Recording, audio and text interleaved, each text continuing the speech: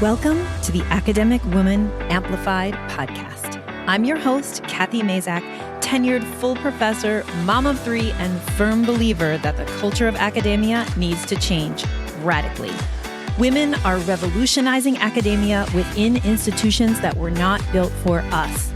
If you're ready to reject the culture of overwork, kick guilt and overwhelm to the curb, and amplify your voice to make a real impact on your field without breaking down or burning out, you're in the right place. And it all starts with writing. Let's go. Hello there. We have a little something different for you this week on the podcast. I'm actually being interviewed by my friend Anna Clemens from Scientists Who Write. Anna and I met through the interwebs as two writing coaches who serve academics, and I was so lucky to invite her to speak at our last in-person writing retreat, which happened in January of 2021 here in Puerto Rico. Anna came and did an amazing talk about how to write high-impact science papers, which is absolutely her wheelhouse. And she is such an interesting person, such a great resource for developing your science writing that I was super happy when she asked to interview me for her blog. Well, we recorded the interview and we're sharing it both on her blog and here on the podcast. So I hope you enjoy this interview where Dr. Anna Clemens from Scientists Who Write interviews me. Hi, Cathy. Hello. Thank you so much. I'm good. How are you? Very good. Thank you. Thank you so much for coming on here and talking to us. I'm so excited. So, Cathy, who are you and what do you help academics with? Yes. Well, my name is Cathy Mazak, and I am a writing and career coach for academics. So I really help, especially academic women and non-binary folks, to center their writing in their careers and use the things that writing gets you to kind of craft the careers that they want for themselves. Sounds excellent. And why do you focus on just writing? Like, why do you think writing is just so important for an academic's career?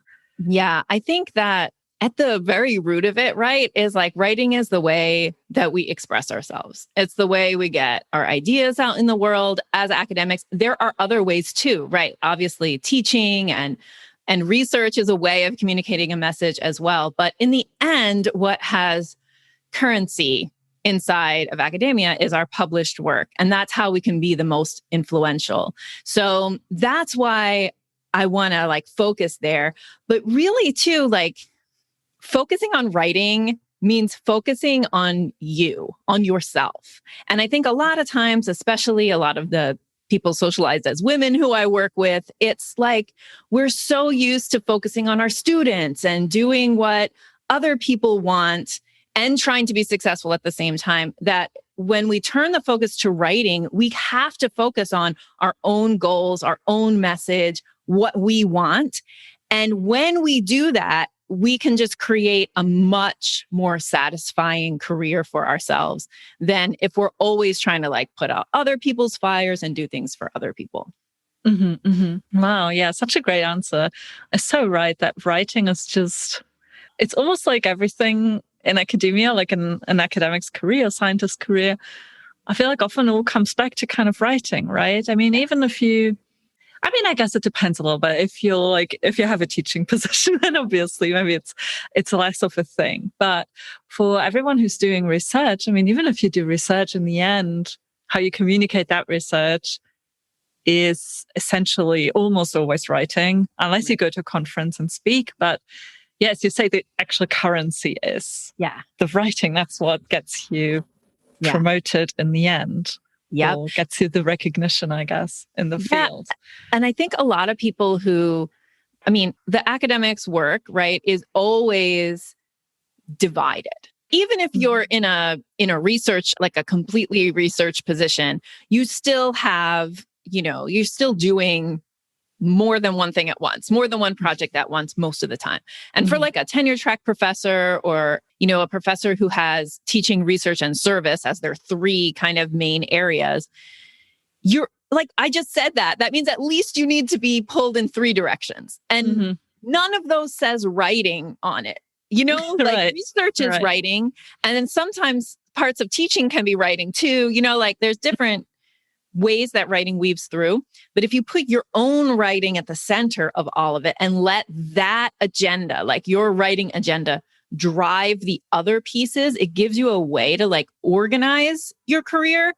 And that's not what usually happens. What usually happens is that people let writing fall to the bottom of the list because they're so overcome by the urgency of standing up in front of the classroom every time, doing service to make the promotion people happy, and so like we are often like the writing doesn't have that urgency that some other things have. But if we infuse it with that importance, then maybe we can stop feeling like the urgent things are what gets our attention all the time. Right.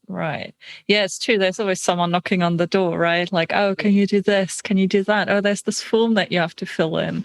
And oh, by the way, can you sit on the committee for this PhD defense? Yes. And writing is a task that you kind of need a lot of like focus for, a lot of like, I think almost like a calmness, like some kind of centering.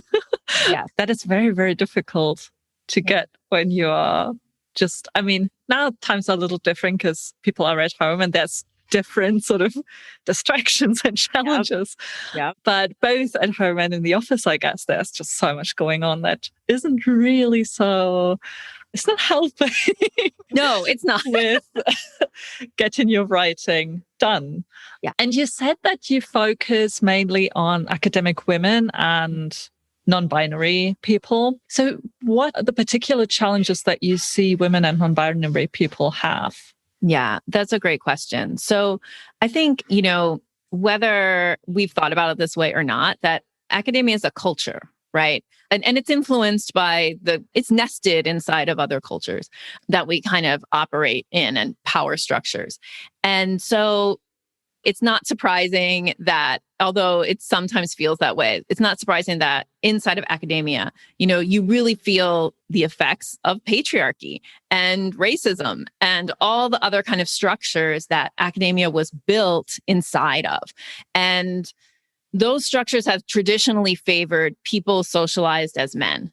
So if you picture like the metaphor I use or the image I use is, like when you picture professor or like actually do this, Google professor. And you look at the images and what you'll get is like an old white man, like literally. And so we have this image of like the lone scholar, like at his desk late at night in a tweed jacket with arm patches. And, like that person's not a parent. That person's not cooking his own food necessarily. Or if he does, maybe he's just, like eating whatever granola bars. I don't know.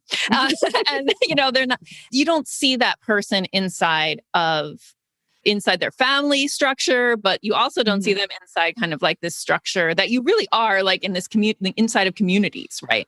So there's that kind of image of what a scholar is and what it means to be a scholar that we know isn't true, but that we are still like socialized to believe is like somehow the standard.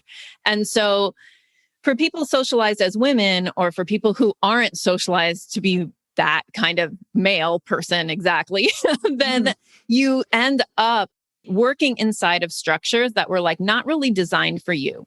So that gives women and non-men, I will say, like that gives them like something in common. And the thing about that socialization is that a lot of it is what I've already mentioned, right? Like you're socialized to you're doing more service work. We know this is true, right? That women take on more service inside of academia than men. So it's that same like people pleasing role or that nurturing role, which isn't necessarily bad, except when it's being used like against you or it's holding you back from other things. So the reason to focus on, for me, to focus on women particularly is that when I first started out coaching, I had just come out of my third pregnancy, my third maternity leave, and was a full professor at that moment or not. I can't remember. But like, there were a lot of things about being a woman inside of academia that I felt like I had to like work through, and that I was particularly sympathetic towards, or that I felt like I had special things to say to other women who had gone through a lot of the same things that I had. Yeah, I relate a lot to that. I think there was also this study being done where they asked children to draw a scientist, I believe. Oh, yeah. Or an academic. Have you heard of that? And basically almost all of them, of course, drew like Albert Einstein or something. Yes. So yeah, I did my PhD and then I quit academia. That was as far as I got.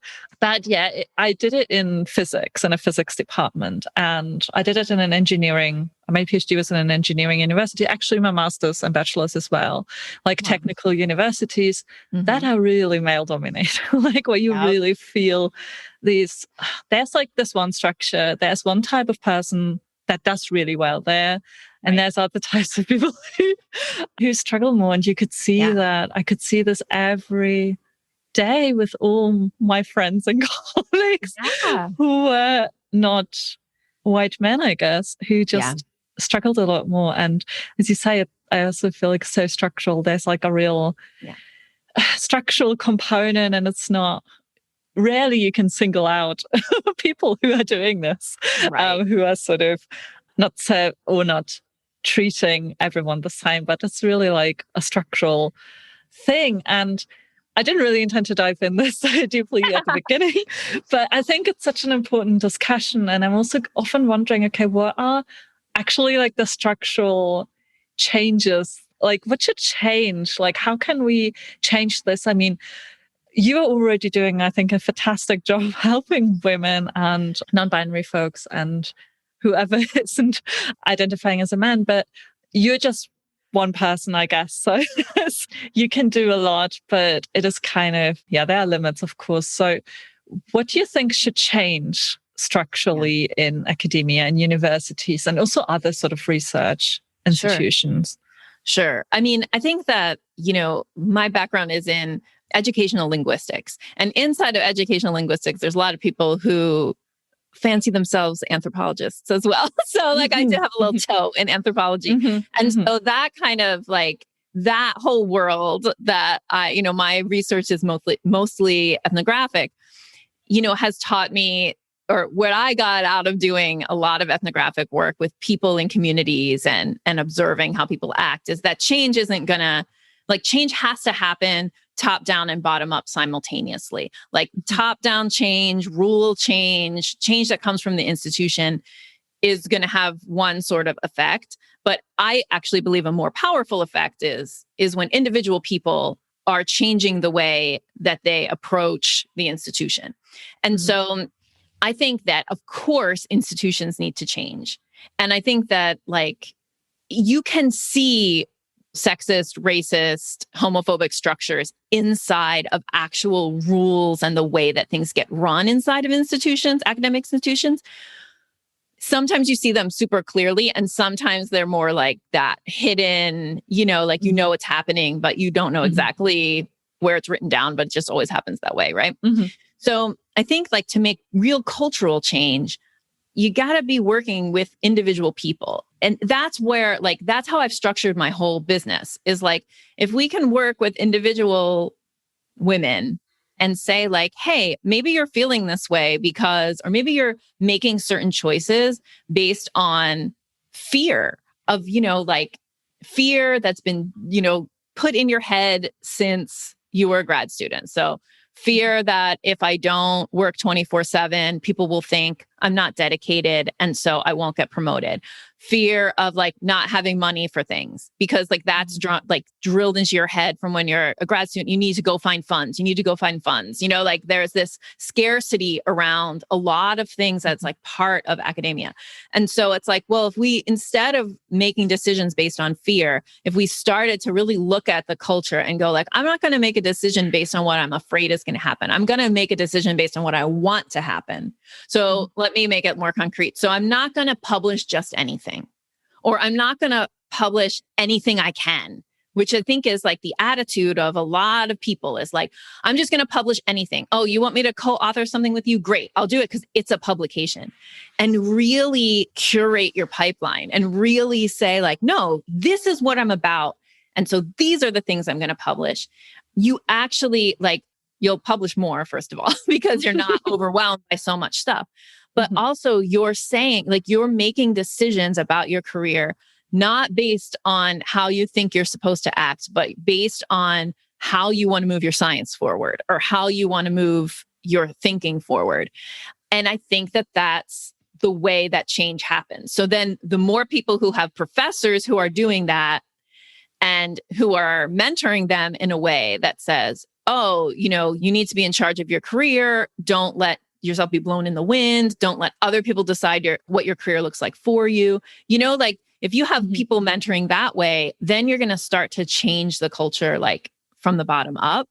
And like cultural change is tricky, right? Because it's like the systems are a lot of times feel invisible. So it's revealing the systems. It's definitely like, I want to see more women in leadership positions so they have more institutional power. But also we need just like everybody to step into power that they have to make decisions based on what they want, not what they're afraid is going to happen. And I think that that's some of what needs to change inside of academia is that like reproducing yourself, like, or reproducing this, what we think, quote unquote, is like this norm. We don't want to just keep reproducing the norm. That's not good for science, right? That's not good for humanities either. Like we're not just replicating, right? We want to be different and we want to be ourselves. And that's what's going to move knowledge forward and humans forward and save the world. No, I'm exaggerating. But you know, that kind of bottom up change, I think is really exciting to me. Never really, you're so right. I've never really thought about it that way, I guess, how much you actually change the world or your little world. Right, your little world. Right? Your little world. Yeah. By actually designing your career or, I guess designing your career in a way that is good for you, but also you're really driving the change that way. I think it makes a lot of sense. And it's also kind of nice how it then all goes together, right? You, and the end, doing something that feels better to you and that hopefully provokes a little change. I also think that, I mean, academia is kind of like a little, I mean, it's still very like sort of traditional setting in many cases. And it seems like often a little stuck in the past compared to other sort of areas. Nonetheless, I think that often we also, as humans, we kind of underestimate how much change we're actually able to do and how much change is happening all the time. And I think it's, even when we like look back to like 10, 15 years ago and watch like TV shows and whatnot. I mean, Friends, for example, has been heavily criticized because now everyone sees how sexist, racist it is. And we didn't see this 15 years ago. Like most of us didn't really notice that. And it was totally accepted. And this has totally changed. So I do think we should not forget how much power we actually have. Okay, this has turned into like an activist aside. But I do think, I do totally agree with you that it's kind of beautiful how it all goes together and starting with yourself can actually lead to change. So now we have talked a lot about how important it is to do this. So to focus on your writing and how important writing is. And I totally agree with that. That writing is what will really help you in your career, center your career. Now, what the people that I talk to, like scientists, academics, they often tell me that it depends a little bit what stage they're in, but usually they don't have time or focus to write. And as we already said, there's so many things that are happening. So I know a lot of scientists who then use their weekends to write late in the night if possible, or don't write. Just simply don't write as much as I want to. I think actually the latter category is most of my folks are following me. So how how can you manage to write? Like, how do you do that? How do you integrate writing in your day? Yeah. Yeah. So I think there's a couple of like beliefs that people are often operating under that like kind of work against them when it comes to just making time to write, we'll call it, right? Mm-hmm. So one of them is this belief that in order to do writing, you have to have like a big block of time. So people are I often hear like, I'm just waiting for this big block of time. What used to happen to me would be like, I would hold Fridays and I'd be like, Fridays is going to be the day that I do the writing. And inevitably something happened on Friday. Somebody would put a meeting that I would say yes to. My kid would wake up sick or school would be half a day and I didn't realize it. So I had to pick up the kid at 11:30. Like, so those big blocks are really hard to hold. It's better actually to start with trying to hold on to much smaller chunks. But if you can, like, put those chunks at a time of day that you are your most effective. So another thing people do is, like you mentioned, right? Like, I'm going to write on the weekends, or here's another thing. I'll wake up at 5 a.m. every day. Right. And I'll write for 2 hours, right? And then I'll shower and go to work or whatever. Just sounds horrific. It sounds it is like fun. So unless you are a person where you feel like you are your best self at 5 a.m. And there are people like this, right? Who are early risers. Yeah. My son is one of these people. He's an early riser. He's always been, since he was a little kid, he's always been up at 5 a.m. Now, thankfully, he doesn't wake me up. But, like, that's his time. And so if that's true, by all means, wake up at 5 a.m.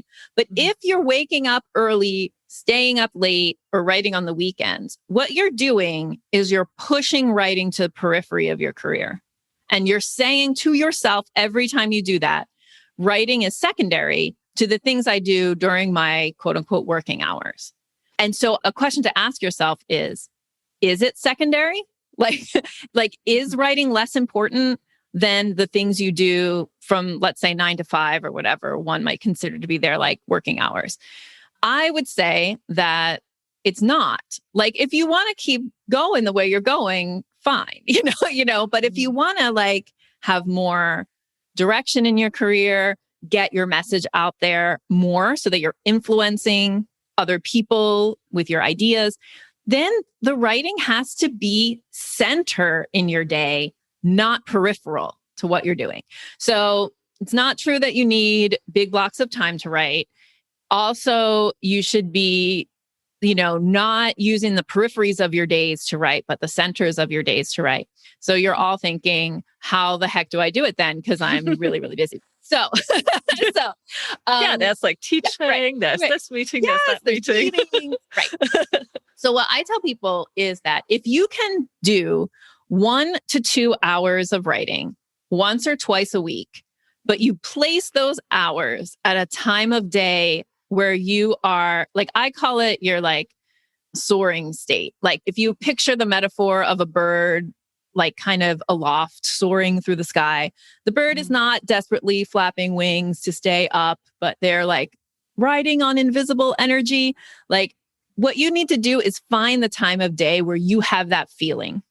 So for me, and this is only accomplished through some reflection, so get a piece of paper and every hour of the day, make a note about how you're feeling in terms of your energy, your ability to focus, your drive to do things. And I'll tell you that what I found for myself is that I'm very predictable. So like between 8 a.m. and 11 a.m, I can do anything. I can sit for 3 hours and not take a break. I shouldn't, but I can. I have my best thoughts, things that would take me so long to do at 4 or 5 o'clock in the afternoon. I can do them super fast during that 8 o'clock to 11 o'clock time. So what you need to do is figure out what that time is for you. Maybe you feel like you know what it is, take a few days to really reflect and think about how you're feeling at different times of day.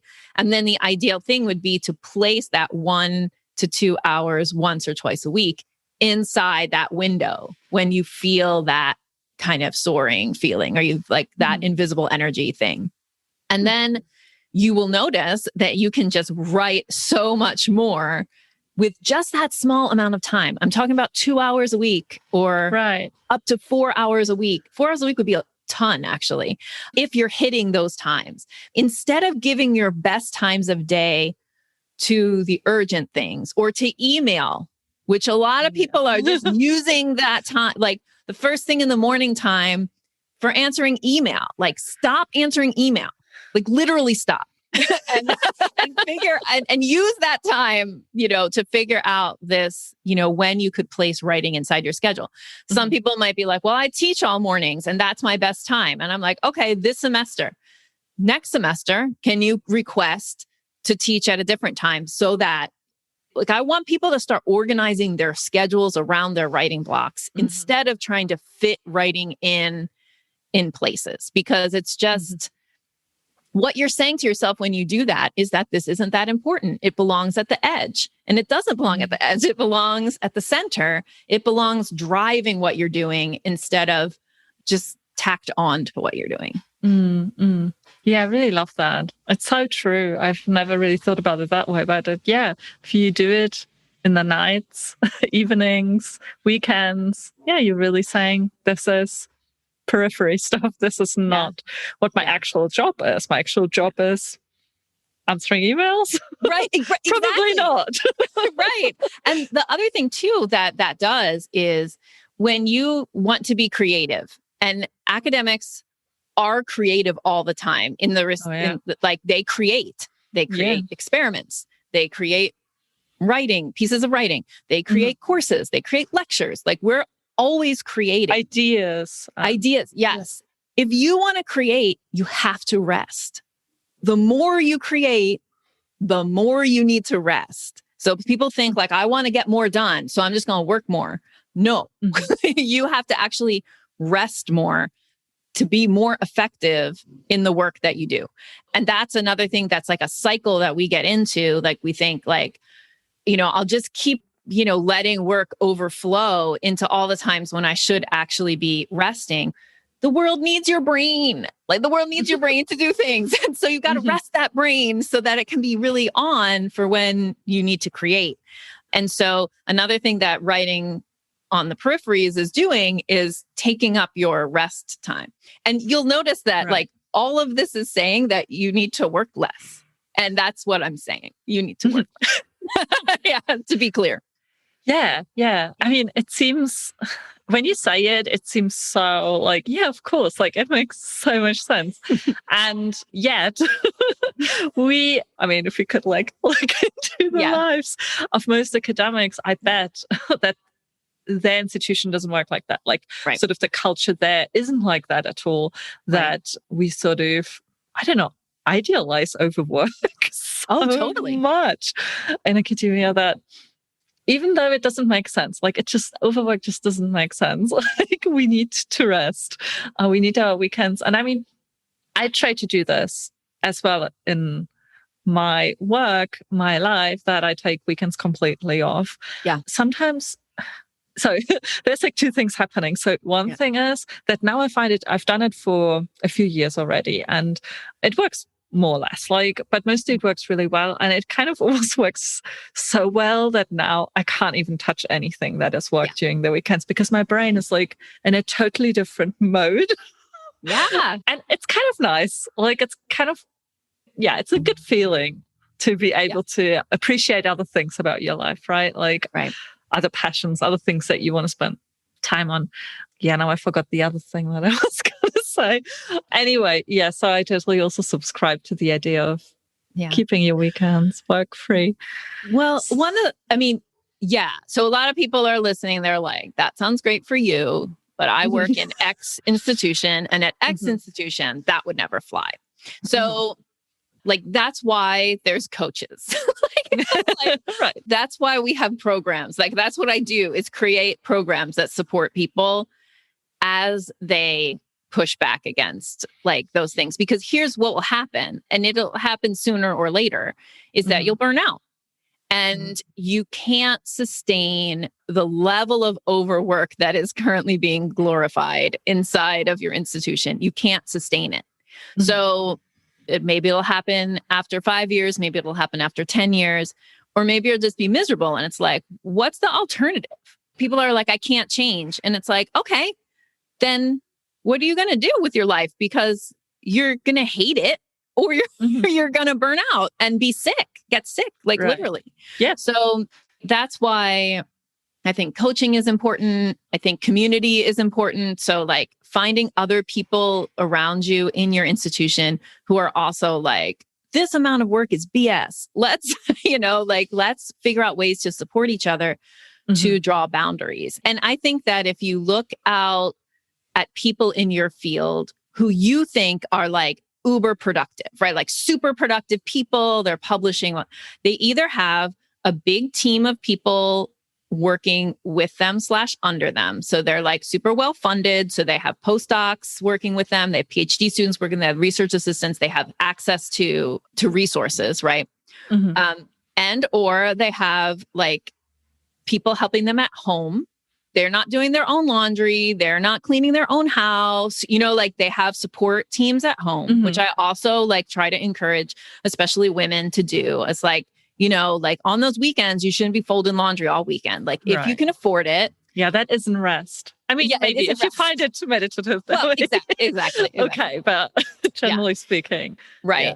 Or the third thing is people who you're like, oh, they're so productive and they seem to be working all the time, is that they're not healthy. You know what I mean? Like, and so that might last for a certain amount of time, but what's the cost in terms of your physical health, your mental health? So it's really about like it's really about believing that you can have the career that you want, like that, like you were saying before, like you can design it. And maybe that can't happen at your institution. Maybe you need to change institutions.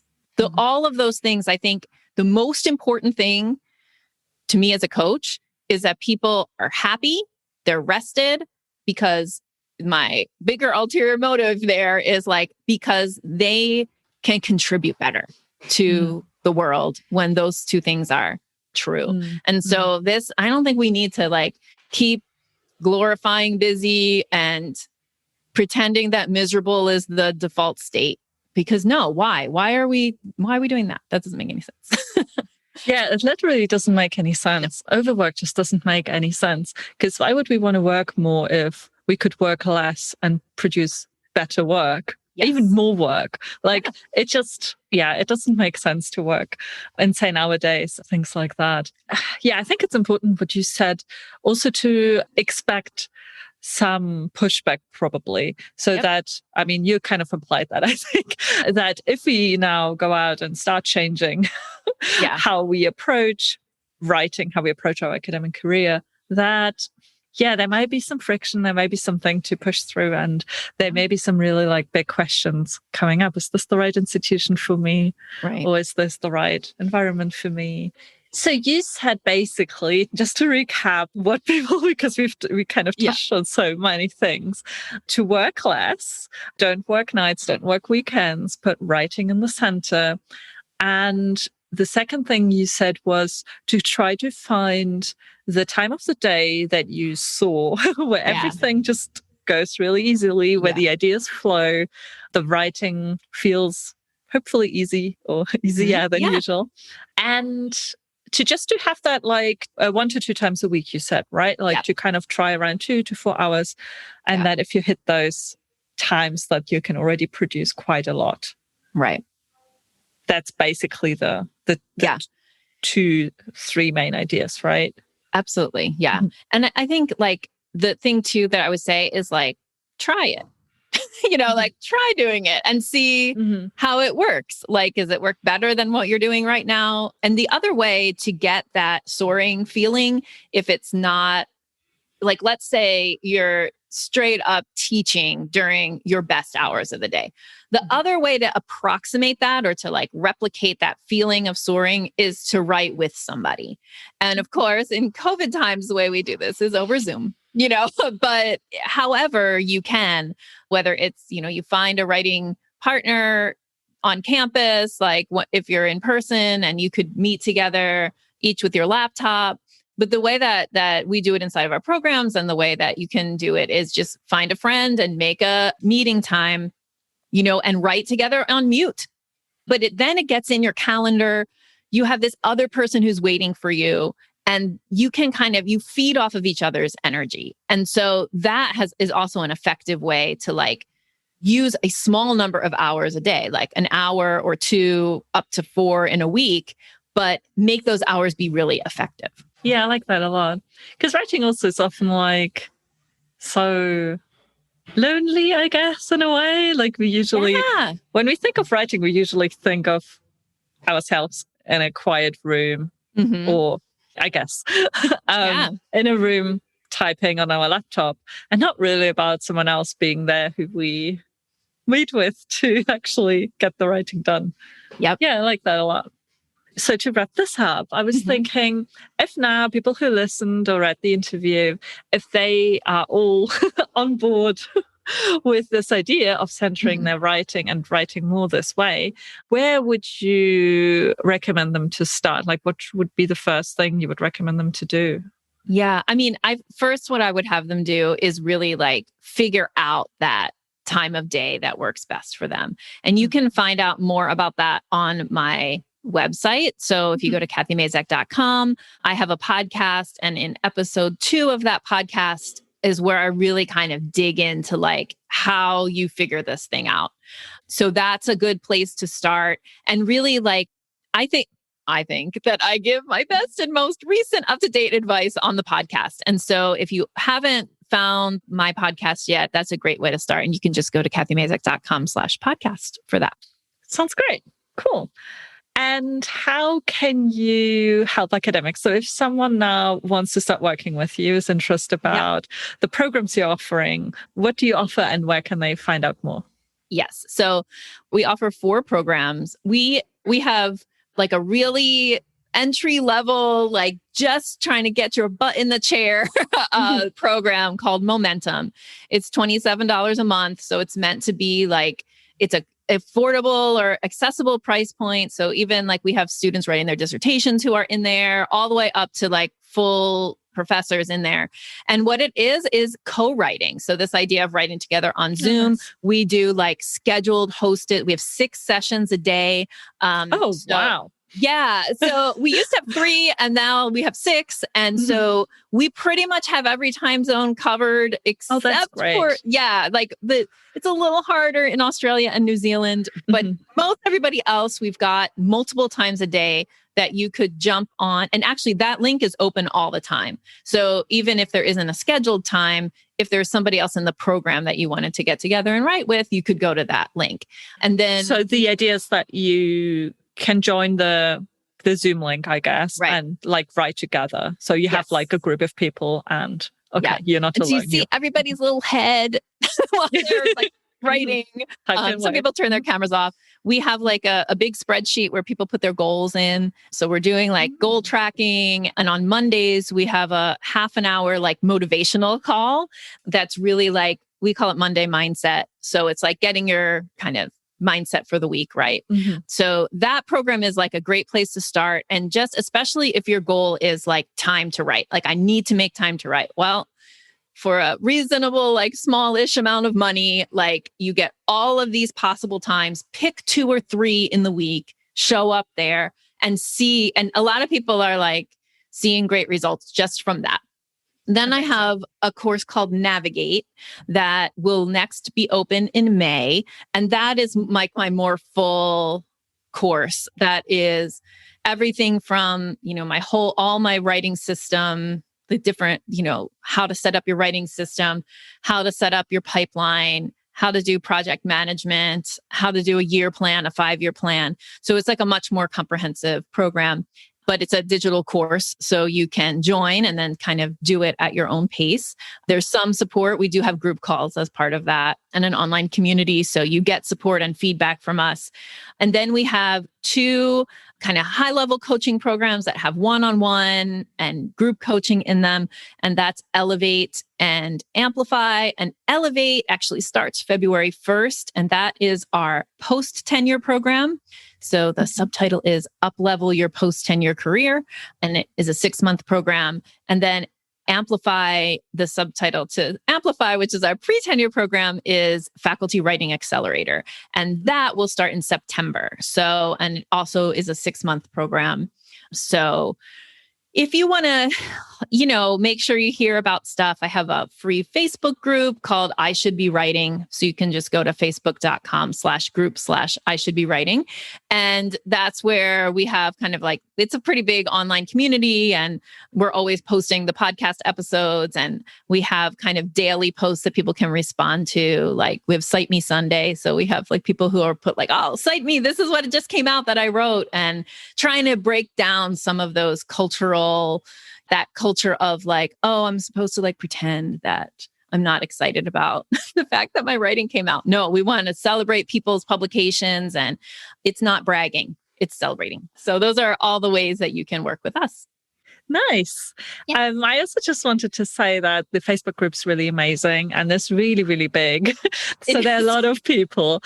And yeah, I think it's probably a great way to start if you are interested also to get some connections, some community feeling, to just exchange some thoughts and frustrations. That group is probably really good place for it. And of course, I'll provide links to everything that Cathy has mentioned in the blog post. And thank you so much, Cathy. I think we have all learned a lot. Yay. It was so much fun. And hey, for the end of my podcast, because we're going to put this out on my podcast too, tell the audience, what you do and how they can work with you. Thank you. So you can find more about me on annaclemens.com. And I'm a scientific writing coach who helps scientists to write better papers in less time. So where Cathy focuses more on sort of making time to write, centering your writing in your career, I teach scientists. So that means sort of health researchers, physical scientists, and life scientists, so around these areas, how to write papers. So I teach a very structured approach and how you should, if you want to write a paper, okay, where should I start? What's the next step? Sort of the whole developmental part of writing a paper. That's where I focus. And you can find out more on annaclemens.com, or I'm on Twitter as well @ScientistsWrite. Nice. Wonderful. So exciting. Thank you so much, Cathy. Thank you. Thank you so much for spending your valuable time loving on yourself and your writing by listening to this episode. If you're feeling pulled in 1,000 directions and can't seem to carve out time to write, I've got a solution for you. Go grab my 10 ways to make time to write cheat sheet. Just go to cathymazak.com/podcast-time to learn my best quick tips for putting writing at the center of your career where it belongs.